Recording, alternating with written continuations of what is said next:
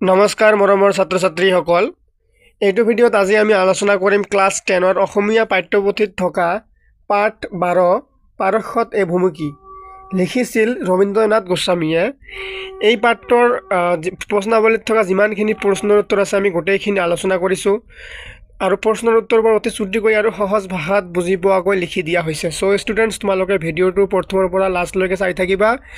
মই তোমালোকৰ প্ৰশ্নাৱলীত থকা প্ৰশ্নখিনি আৰম্ভ কৰাৰ আগত মই তোমালোকক ইয়াত কবি পৰিচয় দিছোঁ বা লেখক পৰিচয়। এইখিনি তোমালোকৰ কাৰণে ইম্পৰ্টেণ্ট হয় আৰু এই পাঠটো যথেষ্টখিনি ডাঙৰ এটা পাঠ হয়। তোমালোকে পাঠটো গোটেইখিনি পালে পঢ়িবা আৰু আণ্ডাৰলাইন কৰিবা। যিমানখিনি ইম্পৰ্টেণ্ট বস্তু আছে আণ্ডাৰলাইন কৰি পঢ়িবা বা নোটছ বনাবা। তেনেহ'লে কি হ'ব, এইটো পাঠৰ পৰা যথেষ্টখিনি তোমালোকৰ অতিৰিক্ত প্ৰশ্নৰ উত্তৰ অহা সম্ভাৱনা থাকে।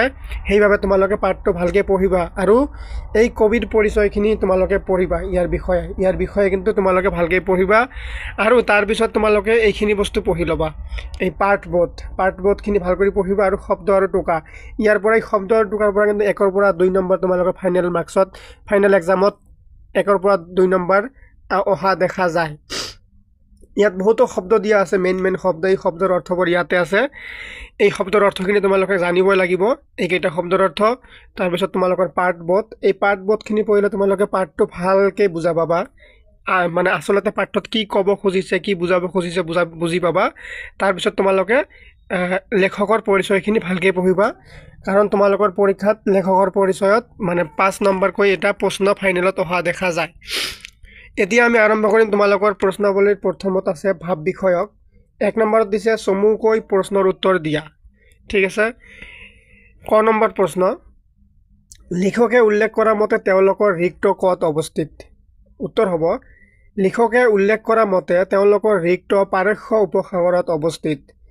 পাঠটো কিন্তু ইম্পৰ্টেণ্ট আৰু এই পাঠত যথেষ্টখিনি প্ৰশ্ন আছে। ভালকৈ পঢ়িবা আৰু তোমালোকে পাঠটো ভালকৈ ৰিডিং পঢ়িবা।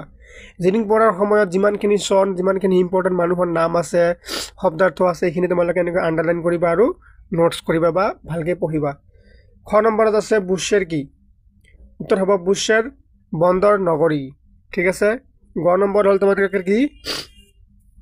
গ নম্বৰত দিয়া আছে বুশ্বেৰত হেলিকপ্টাৰৰ পৰা নমাৰ সময়ত লিখকৰ লগত কোন আছিল? ইয়াৰ উত্তৰ হ'ব, বুশ্বেৰত হেলিকপ্টাৰৰ পৰা নমাৰ সময়ত লিখকৰ লগত আছিল মেহেদী আৰু কাছেম। মনত ৰাখিবা, ইম্পৰ্টেণ্ট হয়। গ নম্বৰ প্ৰশ্নটো ইম্পৰ্টেণ্ট হয়। ঘ নম্বৰত আছে বুশ্বেৰ বিমানবন্দৰটো কিয় গুৰুত্বপূৰ্ণ বুলিছে? উত্তৰ হ'ব, বুশ্বেৰ বিমানবন্দৰটো ইৰাণৰ এটা সামৰিক ঘাটি, সেয়ে ই গুৰুত্বপূৰ্ণ। তাৰপিছত তোমালোকৰ আছে ঙ নম্বৰ, লিখকে বুশ্বেৰত কি আছে বুলি শুনিছে? উত্তৰ হ'ব, লিখকে বুশ্বেৰত এটা নিউক্লিয় ৰিয়েক্টৰ আছে বুলি শুনিছে। তাৰপিছত তোমালোকৰ নেক্সট প্ৰশ্ন আছে কি? মেহেদী আৰু ঘাছেম কাম কৰা কোম্পানীটোৰ নাম কি? মেহেদী আৰু ঘাছেম কাম কৰা কোম্পানীটোৰ নাম জিঅ'লক। এই আৰুটো তোমালোকে এনেকৈ ৰট কৰি ল'বা, কাৰণ এনেকৈ কৰি ল'বা, কাৰণ এই বস্তুটো আমালোকৰ কীবোৰ্ডত অট'মেটিকেলি এনেকুৱা কিছুমান বস্তু আহি যায়। ঠিক আছে। তাৰপিছত তোমালোকৰ 6 নম্বৰ প্ৰশ্নত কি আছে? মেহেদী আৰু ঘাছেম আকৌ ছেম। মেহেদী আৰু ঘাছেম কোন? উত্তৰ হ'ব, মেহেদী আৰু ঘাছেম জিঅ'লক নামৰ ইটালিয়ান কোম্পানী এটাৰ মাডলগাৰ। ইম্পৰ্টেণ্ট প্ৰশ্ন, মনত ৰাখিবা। জ নম্বৰ প্ৰশ্ন, ভেংকি ক'ত থাকে? উত্তৰ হ'ব, ভেংকি বুশ্বেৰত থাকে। ঝ নম্বৰ, ভেংকিয়ে কি কৰে? উত্তৰ হ'ব, ভেংকিয়ে বুশ্বেৰৰ পৰা ৰিগ লৈ যাব লগা হেলিকপ্টাৰ আৰু সামগ্ৰী যোগানকাৰী জাহাজৰ তদাৰক কৰে। তাৰপিছত তোমালোকৰ নেক্সট প্ৰশ্ন, আবুজাৰ কোন? আবুজা লিখক আৰু ভেংকিৰ কি ট্ৰেভেল এজেণ্ট। আগা শব্দৰ অৰ্থ কি? ইম্পৰ্টেণ্ট হয়। আগা হৈছে শ্ৰীযুত সমাৰ্থক বা সন্মানীয়।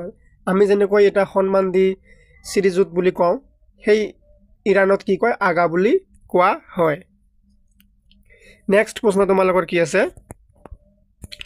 নেক্সট আছে ইৰাণে কেতিয়া ইছলামিক গণতন্ত্ৰ হিচাপে স্বীকৃতি লাভ কৰে? ভেৰি ইম্পৰ্টেণ্ট প্ৰশ্ন। মই যোনবিলাক ইম্পৰ্টেণ্ট কৈ আছোঁ তোমালোকে দাগ দি থবা। 1979 চনত ইৰাণে ইছলামিক গণতন্ত্ৰ হিচাপে স্বীকৃতি লাভ কৰে। ঠিক আছে। ঙ নম্বৰ প্ৰশ্ন, ইৰাণৰ ইছলামিক গণতন্ত্ৰৰ প্ৰতিষ্ঠাতা কোন? ভেৰি ইম্পৰ্টেণ্ট প্ৰশ্ন। ইয়াৰ উত্তৰ হ'ব, ইৰাণৰ ইছলামিক গণতন্ত্ৰৰ প্ৰতিষ্ঠাতা হ'ল ইমাম আয়াতুল্লাহ খামেনি। মনত ৰাখিবা, ইমাম আয়াতুল্লাহ খামেনি।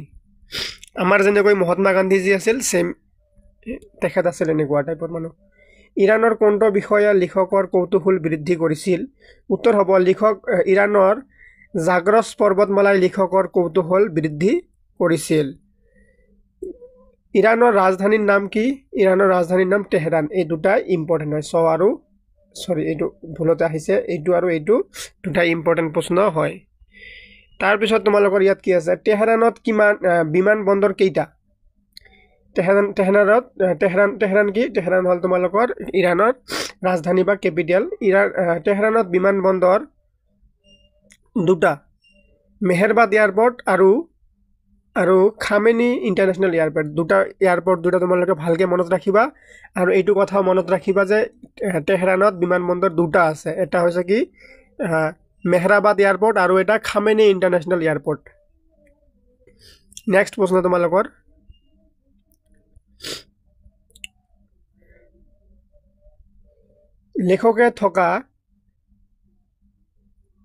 লেখকে থকা কি কৈছে নেক্সট প্ৰশ্নটোত লেখকে থকা তেহৰানৰ হোটেলখনৰ নাম কি লেখকে থকা তেহৰানৰ হোটেলখনৰ নাম হোমা হোটেল মনত ৰাখিবা এইবোৰ ইম্পৰ্টেণ্ট প্ৰশ্ন তাৰপিছত ভাৰতৰ প্ৰায়বোৰ তৈলক্ষেত্ৰ কেনেকুৱা শিলাস্তৰত অৱস্থিত ভাৰতৰ প্ৰায়বোৰ তৈলক্ষেত্ৰ নব্ৰজীৱী মহাকল্পৰ শিলাস্তৰত অৱস্থিত মনত ৰাখিবা এইবোৰ ইম্পৰ্টেণ্ট প্ৰশ্ন হয় নেক্সট প্ৰশ্ন তোমালোকৰ কি স্লাম বাৰ্জাৰ কি স্লাম বাৰ্জাৰ এক বহুৰাষ্ট্ৰীয় কোম্পানী তাৰপিছত তোমালোকৰ নেক্সট কি আছে ইৰাণীসকলে নৱবৰ্ষক কি বোলে ভেৰি ইম্পৰ্টেণ্ট প্ৰশ্ন ইৰাণীসকলে নৱবৰ্ষক নৰজ বোলে তাৰপিছত তোমালোকৰ নেক্সট প্ৰশ্নত কি আছে বেহেস্তি জাহাৰা কি ভেৰি ইম্পৰ্টেণ্ট এইবিলাক ভেৰি ইম্পৰ্টেণ্ট বেহেস্তি জাহাৰা তেহৰানৰ মুখ্য সমাধি স্থান ঠিক আছে নেক্সট তোমালোকৰ কি আছে শেৰিন ইবাদি কোন ইম্পৰ্টেণ্ট প্ৰশ্ন শেৰিন ইবাদি এক সংগ্ৰামী সত্তা তেওঁ নোবেল বঁটা লাভ কৰিছিল নেক্সট প্ৰশ্ন চেনি কোনে আৱিষ্কাৰ কৰিছিল উত্তৰ হ'ব সম্ৰাট জামছেদে চেনি আৱিষ্কাৰ কৰিছিল নেক্সট আছে তোমালোকৰ কি লেখক ইৰাণলৈ কি দায়িত্ব লৈ গৈছিল উত্তৰ হ'ব লেখক ইৰাণলৈ তেল অন্বেষণৰ দায়িত্বৰে গৈছিল ভেৰি ইম্পৰ্টেণ্ট তাৰপিছত ইৰাণৰ আন্তঃৰাষ্ট্ৰীয় বিমানবন্দৰটোৰ নাম কি এইটো তোমালোকে জানা ইৰাণৰ আন্তঃৰাষ্ট্ৰীয় বিমানবন্দৰটোৰ নাম হ'ল খামেনি ইণ্টাৰনেশ্যনেল এয়াৰপোৰ্ট বা বিমানবন্দৰ মনত ৰাখিবা এইটো ইম্পৰ্টেণ্ট হয় নেক্সট তোমালোকৰ কি আছে কেন্দ্ৰৰ অৰ্থ কি এইটো তোমালোকে জানা কেন্দ্ৰ শব্দৰ অৰ্থ হৈছে চেনি কেন্দ্ৰ শব্দৰ অৰ্থ কি চেনি ইৰাণত চেনিক কেন্দ্ৰ বুলি কয় ঠিক আছে এতিয়া তোমালোকৰ 1 নম্বৰৰ প্ৰশ্নখিনি হ'ল এতিয়া আমি আলোচনা কৰিম নেক্সট প্ৰশ্নখিনি অৰ্থাৎ এইবিলাক অলপ ডাঙৰ প্ৰশ্নৰ উত্তৰ হয় তেলৰ বাবে চলোৱা খনন কাৰ্যত মাৰ্কলগিং আহিলাসমূহৰ ভূমিকা কি ইম্পৰ্টেণ্ট হয় মাৰ্কলগিং ভূমিকাৰ আহিলা কি তোমালোকে যদি পাঠটো ভালকৈ পঢ়িছা তোমালোকে নিশ্চয় গম পাইছা বা বুজিছা তথাপিও মই তোমালোকক এনসাৰখিনি সুন্দৰকৈ সৰুকৈ লিখি দিছোঁ চোৱা কিমান চুটিকৈ লিখি দিয়া হৈছে এইখিনি লিখিলে তোমালোকে ভাল মাৰ্ক পাই যাবা তেলৰ বাবে চলোৱা খনন কাৰ্যত মাৰ্কলগিং আহিলাসমূহৰ ভূমিকা অতি গুৰুত্বপূৰ্ণ মাৰ্কলগিং আহিলাসমূহৰ জৰিয়তে সংগ্ৰহ কৰা তথ্যই এখন নতুন তৈলক্ষেত্ৰ আৱিষ্কাৰ কৰাৰ লগতে কোনো ধৰণৰ বিপদজনক পৰিস্থিতি নোহোৱাকৈ খনন কাৰ্য চলাই যোৱাত সহায় কৰে ভূতত্ত্ববিদসকলৰ বাবে এই আহিলাসমূহ অতি গুৰুত্বপূৰ্ণ ইম্পৰ্টেণ্ট হয় প্ৰশ্নটো নেক্সট আছে তোমালোকৰ বুশ্বেৰ চহৰৰ এটা বিৱৰণ দিয়ে এইবোৰ প্ৰশ্ন তোমালোকক গোটেইকেইটা পঢ়িব লাগিব বুশ্বেৰ চহৰ হৈছে পাৰস্য উপসাগৰৰ পাৰত অৱস্থিত ইৰাণৰ এখন সৰু চহৰ এই সৰুটো এনেকৈ ল'বা ঠিক আছে এইবিলাক অটো কাৰেক্টত আহি যায় পাৰস্য উপসাগৰৰ পাৰত অৱস্থিত বুশ্বেৰ হৈছে এখনি বন্দৰ নগৰী বুশ্বেৰ এখন সৰু চহৰ হ'লেও ইয়াৰ ৰাস্তা ঘাটবোৰ অতি সুপৰিকল্পিত আৰু সৰু এইবোৰৰ কিন্তু হুচুকাটটো এনেকৈ তোমালোকে দি ল'বা ঠিক আছে তোমালোকে নাভাবিবা যে স্পেলিং ভুল কৰিছে এইবিলাক অটো কাৰেক্টত আহি যায় চহৰৰ ৰাস্তাবোৰ 4 শাখাযুক্ত আৰু মাজত ডিভাইডাৰ থকা এই ডিভাইডাৰসমূহ যথেষ্ট চাফা চহৰৰ প্ৰতিটো ঘৰ সুৰক্ষিতভাৱে ওখ দেৱালেৰে আৱৰা আৰু আৱাসিক অঞ্চলৰ ঘৰসমূহ 2 বা 3 মহলীয়া এই চহৰখন খেজুৰৰ বাবে বিখ্যাত বুশ্বেৰ ইৰাণৰ এটা সামৰিক ঘাটি য'ত এটা নিউক্লিয়াৰ ৰিয়েক্টৰ আছে বুশ্বেৰৰ তাপমাত্ৰা 40 ডিগ্ৰী চেণ্টিগ্ৰেডৰ ওপৰত থাকে এই চহৰখন মহিলাসকলে আধুনিক সাজ-পোছাক পৰিধান কৰে সকলো মহিলাই তাত বোৰখা পৰিধান নকৰে বুশ্বেৰত এটা অতি গুৰুত্বপূৰ্ণ বিমানবন্দৰ আছে আৰু বিমানবন্দৰটো ইৰাণৰ এটা সামৰিক ঘাটি নেক্সট হ'ল তোমালোকৰ কি ইৰাণৰ ইতিহাসৰ বিষয়ে চমুকৈ লিখা ভেৰি ইম্পৰ্টেণ্ট এইটো কিন্তু ইম্পৰ্টেণ্ট হয় উত্তৰ কি হ'ব ইৰাণৰ ইতিহাস অতি প্ৰাচীন ইৰাণ হ'ল মানৱ সভ্যতাৰ প্ৰাচীন ইতিহাস এই প্ৰাচীন সভ্যতা আজিও সজীৱ হৈ আছে প্ৰত্নতাত্ত্বিক ঐতিহাসিক সাংস্কৃতিক ঐতিহ্য তথা বিৰল কীৰ্তিস্তম্ভৰ যোগেদি প্ৰায় 4000 বছৰ পূৰ্বে আৰ্য গোষ্ঠীৰ লোকসকল ইৰাণলৈ আহি বসতি স্থাপন কৰিছিল খ্ৰীষ্টীয় প্ৰায় 6 শতিকাৰ পূৰ্বে বিখ্যাত ৰজা চাইৰাছে উত্তৰ ইৰাণৰ মেডেছসকলক পৰাস্ত কৰি ইৰাণবাসীক একত্ৰিত কৰিছিল খ্ৰীষ্টপূৰ্ব 529ত চাইৰাছৰ মৃত্যু হয় আৰু নতুন ৰজা দৰিয়াছে সাম্ৰাজ্য প্ৰসাৰৰ প্ৰয়াস কৰে যদিও পৰৱৰ্তীকালত আলেকজেণ্ডাৰৰ আগমনত চাইৰাছৰ পাৰ্চেপলিছ সাম্ৰাজ্য পতন ঘটিছিল খ্ৰীষ্টপূৰ্ব 2য় শতিকালৈ ইৰাণত গ্ৰীকসকল শাসন কৰাৰ পাছত পাৰ্থিয়ানসকলে ইৰাণৰ শাসনভাৰ লাভ কৰিছিল আৰু পাৰ্থিয়ানসকলৰ ৰাজত্বকালৰ জোৰাষ্ট্ৰিয়ান ধৰ্মই ইৰাণৰ ৰাজধৰ্ম হিচাপে স্বীকৃতি লাভ কৰিছিল 350 বছৰ কাল পাৰ্থিয়ানসকলে শাসন কৰাৰ পাছত 4টা শতিকা সাসানিকসকলে ইৰাণত শাসন কৰিছিল ইয়াৰ পাছতেই আৰবসকলৰ ইৰাণলৈ আগমন ঘটে আৰু ইয়াৰ লগে লগে ইৰাণৰ ইতিহাসৰ পৰিৱৰ্তন হ'বলৈ ধৰিছিল আৰবসকলে ইৰাণলৈ মুছলিম ধৰ্মৰ আগমন ঘটাইছিল আৰু সময় অতিবাহিত হোৱাৰ লগে লগে ইছলাম ধৰ্মক ইৰাণৰ মুখ্য ধৰ্ম হিচাপে স্বীকৃতি দিয়া হৈছিল ইৰাণৰ শাসনকালৰ ভিতৰত অন্যতম আছিল নাদিৰ খাহ তেওঁৰ ৰাজত্বকাল আছিল কি 1737 পৰা 1747 তেওঁলোকে প্ৰথম বিশ্বযুদ্ধলৈ ইৰাণত শাসন লাভ কৰিছিল প্ৰথম বিশ্বযুদ্ধৰ পিছত ৰেহা খাহ তাৰপিছত তোমালোকৰ কি পাহনাভিয়ে ইৰাণৰ শাসনভাৰ হাতত ল'লে আৰু তেতিয়াৰে পৰা আধুনিকৰণ প্ৰচেষ্টাৰ আৰম্ভণি হ'ল 1979 চনত বিখ্যাত ধৰ্মীয় বিপ্লৱৰ ফলস্বৰূপে 1 এপ্ৰিলৰ পৰা ইৰাণে ইছলামিক গণতন্ত্ৰ হিচাপে স্বীকৃতি লাভ কৰে নেক্সট তোমালোকৰ 5 নম্বৰ প্ৰশ্নত দিয়া আছে ইৰাণৰ ভূতত্বৰ বিষয়ে লিখা ভেৰি ইম্পৰ্টেণ্ট ইৰাণ চহৰৰ ভূতত্বৰ বিষয়ে ক'বলৈ গ'লে পোনপ্ৰথমে মনলৈ আহে জাগ্ৰছ পৰ্বতমালাৰ কথা ইৰাণ চহৰৰ মুখ্য আকৰ্ষণ হৈছে এই পৰ্বতমালা ইৰাণৰ পাৰস্য উপসাগৰীয় অঞ্চলত 150তকৈ অধিক তৈলক্ষেত্ৰ আছে আৰু এই অঞ্চলৰ ওপৰত বিশ্বৰ বহুতো দেশ নিৰ্ভৰশীল ইৰাণ ভূ স্তৰত বিভিন্ন যুগৰ বিভিন্ন শিলা স্তৰত তেল আৰু গেছ পোৱা যায় নেক্সট আছে তোমালোকৰ জাগ্ৰছ পৰ্বতমালাৰ বিষয়ে তোমাৰ পাঠ্যপুথিৰ সহায়ত লিখা জাগ্ৰছ পৰ্বতমালা হৈছে ইৰাণৰ এক মুখ্য আকৰ্ষণ এই পৰ্বতমালা আৰব প্লেট আৰু ইউৰেছিয়া প্লেটৰ সংঘাতৰ ফলত সাগৰৰ বুকুৰ পৰা জাগ্ৰছ হৈ উঠিছিল এই পৰ্বতমালা দক্ষিণ পশ্চিম দিশত আৰু তেল আৰু গেছৰ ভাণ্ডাৰ সঞ্চিত হৈ আছে এই পৰ্বতমালা ইৰাণৰ উত্তৰ পশ্চিমৰ পৰা দক্ষিণ পূবলৈ বিয়পি আছে ইয়াৰ সৰ্বোচ্চ শৃংগটো প্ৰায় উচ্চতা প্ৰায় 4500 মিটাৰ এই গোটেইকেইটা প্ৰশ্ন কিন্তু ইম্পৰ্টেণ্ট হয় তোমালোকে এটাও এৰিব নোৱাৰা এইকেইটা তোমালোকক পঢ়িবই লাগিব 7 নম্বৰত আছে ইৰাণৰ কেইখনমান ঠাইৰ নাম লিখা উত্তৰ হ'ব ইৰাণৰ কেইখনমান উল্লেখযোগ্য ঠাইৰ নাম হ'ল Bushehr Tehran Shiraz Ahvaz Tabriz Isfahan Mashhad Yazd Hamadan Kerman আদি নেক্সট তোমালোকৰ প্ৰশ্ন আছে কি তেহৰানৰ বিমানবন্দৰ কেইটা কি আৰু কোন স্থানত এটো ইম্পৰ্টেণ্ট হয় তেহৰানৰ বিমানবন্দৰ দুটা সেইকেইটা হ'ল মেহৰাবাদ বিমানবন্দৰ আৰু খামেনি আন্তৰ্জাতিক বিমানবন্দৰ মেহৰাবাদ বিমানবন্দৰ চহৰৰ মাজত অৱস্থিত আৰু খামেনি আন্তৰ্জাতিক বিমানবন্দৰটো চহৰৰ পৰা নিলগত অৱস্থিত নেক্সট আছে তোমালোকৰ তেহৰানৰ প্ৰাকৃতিক অৱস্থা কেনেকুৱা লিখা তেহৰানৰ প্ৰাকৃতিক অৱস্থা অতি সুন্দৰ আৰু মনোমোহা ওখ পৰ্বতেৰে পৰিবেষ্টিত তেহৰান হ'ল এখন অতি সুন্দৰ চহৰ তেহৰানৰ এই মনোমোহা সৌন্দৰ্যৰ বাবে বহুতো তেহৰানক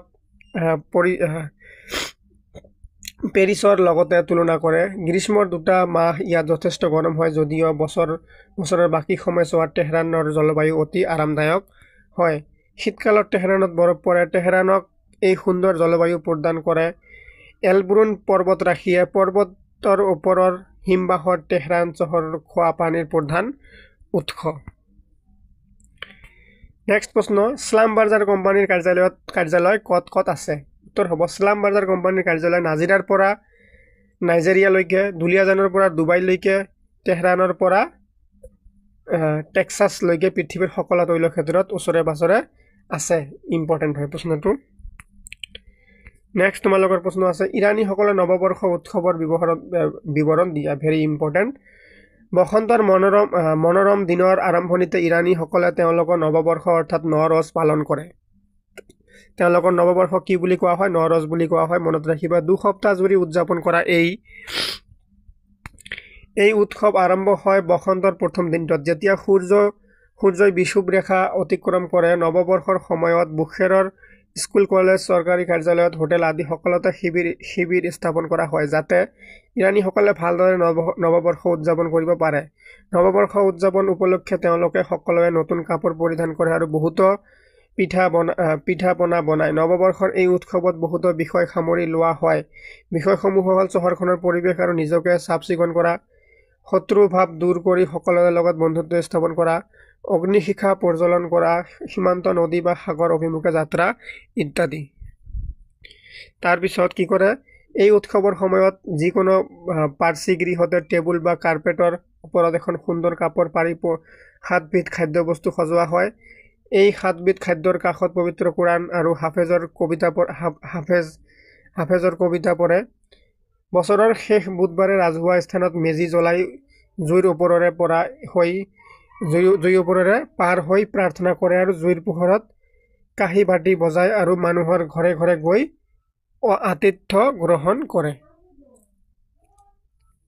নেক্সট আছে তোমালোকৰ কি? বেহেস্তি জাহাৰাৰ লগত তেহৰানবাসীৰ সম্পৰ্কৰ বিষয়ে লিখা। ইম্পৰ্টেণ্ট হয়। বেহেস্তি জাহাৰা হ'ল তেহৰানৰ এক জনপ্ৰিয় স্থান। বেহেস্তি জাহাৰা হৈছে তেহৰানৰ মুখ্য সমাধিস্থল। সমাধিস্থল মানে মানুহ মৰিলে ইয়াত ৰখা হয়। এই ঠাই কেইবা কিলোমিটাৰ জুৰি বিস্তৃত হৈ আছে। খোৱা বোৱাৰ দোকানৰ পৰা খেলপথাৰলৈকে সকলো এই সমাধিস্থলত আছে। তেহৰানত জানিব বা অনুভৱ কৰিবলৈ বেহেস্তি জাহাৰা হ'ল উত্তম স্থান। ই তেহৰানৰ গুণ গৰিমা সুন্দৰভাৱে প্ৰতিফলিত কৰে। নেক্সট প্ৰশ্ন তোমালোকৰ কি আছে? শিৰিন ইবাদী কোন? তেওঁ সংগ্ৰামৰ বিষয়ে পাঠ্যপুথি সহায়ত লিখা। এইটোও ইম্পৰ্টেণ্ট হয়। উত্তৰ হ'ব শিৰিন ইবাদী হ'ল ইৰাণৰ এগৰাকী নোবেল বঁটা বিজয়ী সংগ্ৰামী নেত্ৰী। মহিলা আছিল আৰু তেওঁ নোবেল বঁটা পাইছিলে। ছাদ্দাম হুছেইনৰ সমৰ্থনত এটি বিপ্লৱ অংশীদাৰ হিচাপে শিৰিন ইবাদীয়ে খমেনিক পদচ্যুত কৰিবলৈ চেষ্টা কৰিছিল, যাৰ বাবে তেওঁক শীতল মস্তিষ্কৰে হত্যা কৰা হৈছিল। কিন্তু কঠোৰপন্থীৰ বিৰুদ্ধে শিৰিন ইবাদী যি সংগ্ৰাম সেয়া লেখত ল'বলগীয়া। তেওঁক বিচাৰপতি হোৱাৰ পৰা বঞ্চিত কৰা হৈছিল আৰু হিজাব পৰিধান কৰিবলৈ জোৰ দিয়া হৈছিল। তেনে এটা কঠিন পৰিৱেশত তেওঁ এটা অতুৎসাহী পদক্ষেপ লৈছিল, মানৱ অধিকাৰ। তেওঁ সেইবোৰ লোকৰ বাবে যুঁজিছিল য'ত যুৱতীক ধৰ্ষণ কৰা হৈছিল, শাসন বিৰোধী বুলি যুৱকক শাস্তি দিয়া হৈছিল, পতিয়ে পত্নীক বেয়া ব্যৱহাৰ কৰিছিল আদি। যেতিয়া তেওঁ বিজয়ৰ মুখ দেখিছিল, তেতিয়া তেওঁ মানৱ অধিকাৰৰ অগ্ৰণী ৰণুৱা হিচাপে সমগ্ৰ বিশ্বতে পৰিচিত হৈ পৰিল আৰু সেয়েহে তেওঁক শান্তিৰ নোবেল বঁটাৰে সন্মানিত কৰা হৈছিল। এতিয়া আছে তোমালোকৰ ভাষা বিষয়ক, অৰ্থাৎ ইয়াত ব্যাকৰণ আছে তোমালোকৰ। 1 নম্বৰত দিছে তলত দিয়া শব্দকেইটা কি ভাষাৰ লিখা? কেঁচি, দোৱাত, চিয়াহী, চিচা, কেন্দি। এইকেইটা কি ভাষাত আছে? ভাষাৰ নাম লিখিব লাগে। যেনেকৈ কেঁচি হ'ল ফাৰ্চী ভাষা, দোৱাত হ'ল ফাৰ্চী ভাষা। নেক্সট কি আছে তোমালোকৰ? গোটেইকেইটা ফাৰ্চী ভাষাই হয়। মনত ৰাখিবা, গোটেইকেইটা ফাৰ্চী ভাষাত হয়। তাৰপিছত তোমালোকৰ 2য় নম্বৰত কি দিছে? তলত দিয়া শব্দকেইটাৰ অৰ্থ লিখা। খেলে মামনুন, মিৰ্চি চালাম। তোমালোক যে আমি ওপৰত কেইটামান দিছোঁ শব্দ আৰু টোকা, এইখিনি চালে এইবোৰ বস্তু তোমালোকে আৰামছে পাই যাবা। খেলে মামনুন মানে ধন্যবাদ আৰু মিৰ্চি চালাম মানেও ধন্যবাদ, একেই অৰ্থ। মনত ৰাখিবা ভালকৈ। 3 নম্বৰত দিয়া আছে তলত দিয়া শব্দকেইটাৰ প্ৰতীকী অৰ্থ কি? এইকেইটা বস্তুৰ প্ৰতীকী অৰ্থ কি সবজে ঘেঁহু বা দাইল পুনৰ জন্মৰ প্ৰতীক সামানু ঘেঁহু খটিয়াৰ পায়স মানে কি নতুন জীৱনৰ প্ৰতীক তাৰপিছত শিৱ শিৱ মানে আপেল স্বাস্থ্য আৰু সৌন্দৰ্যৰ প্ৰতীক তাৰপিছত তোমালোকৰ জেনেজেব বনৰীয়া শুকান জলফাই প্ৰেমৰ প্ৰতীক চিৰ মানে নহৰু ঔষধ চমাক মানে এবিধ বগৰী সূৰ্যোদয়ৰ বৰণ বুজায় চেৰকেহ ভিনেগাৰ বয়স আৰু ধৈৰ্যৰ প্ৰতীক 4 নম্বৰত দিয়া আছে তোমাৰ তলত দিয়া শব্দকেইটাত মধ্যাহ্ন স আৰু মধ্যাহ্ন কিয় প্ৰয়োগ হৈছে লিখা সম্ভাষণ অন্বেষণ গৱেষণা অৱতৰণ ইয়াত যে মধ্যাহ্ন খ আছে এইবোৰ কিয় হৈছে লিখিব লাগে তলত সুন্দৰকৈ লিখি দিয়া হৈছে সম্ভাষণ সাধাৰণতে অ আ তথা অন্য স্বৰবৰ্ণ অথবা ক তথা ৰৰ পাছত থকা খ মধ্যাহ্ন হয় মনত ৰাখিবা এইকেইটা বস্তুৰ পিছত যদি তোমালোকৰ দন্ত খ আহে সেইটো কি হয় মধ্যাহ্ন খ হয় আনহাতে একেটা পদতে থকা ৰি ৰ মধ্যাহ্ন খৰ পাছত থকা দন্তন্য মধ্যাহ্ন হয় সেইকাৰণে ইয়াত মধ্যাহ্ন আৰু মধ্যাহ্ন খ ব্যৱহাৰ হৈছে অন্বেষণ একোটা পদতে থকা ৰি ৰ মধ্যাহ্ন খৰ পাছত থকা দন্তন্য কি হয় মধ্যাহ্ন হয় তাৰপিছত কি আছে গৱেষণা কিছুমান শব্দত স্বাভাৱিকতে মধ্যাহ্ন খ হয় আনহাতে ৰি ৰ মধ্যাহ্ন খৰ পাছত থকা দন্তন্য মধ্যাহ্ন হয় অৱতৰণ একোটা পদতে থকা ৰি ৰ মধ্যাহ্ন খৰ পাছত থকা দন্তন্য মধ্যাহ্ন হয়